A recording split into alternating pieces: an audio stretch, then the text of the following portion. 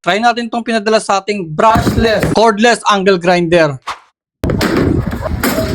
Kompleto na to mga idol, plug and play, gagamitin mo na lang. May bala na yan, baterya, charger, mga accessories. Tara, isa-isahin natin. Meron na tong kasamang cutting disc for metal, 6 pieces. May cutting disc pang semento, spanner pang higpit ng bala, side handle, wheel guard, protection sa spark saka mga debris, fast charger, at dalawang 288 volt, 6 ampere na battery. Tara, subukan natin. Konting palabas muna.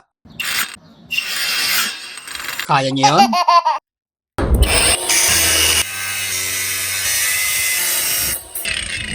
Brushless ito, ibig sabihin, mas efficient siya at less maintenance. Maganda na rin yung switch nito. Ang tawag dyan is dead man switch. So para i-turn on, kailangan mong i-press. Pag binitawan mo, mag-turn off din siya. Pero kung gusto mo ng tuloy-tuloy na andar, meron itong trigger lock para dire-diretso yung andar.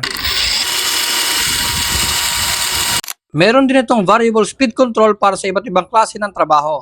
May low mode, perfect sa polishing ng sasakyan. Mid mode, ginagamit sa grinding or wood sanding. Saka high mode. Yan, sa cutting ng metal, kahoy, or semento. Nagamit ko na to sa project ko sa bahay. Napaka-convenient at safety kapag cordless dahil hindi ka na maghahanap ng saksakan at dahil cordless, walang wire na pwede kang matisod.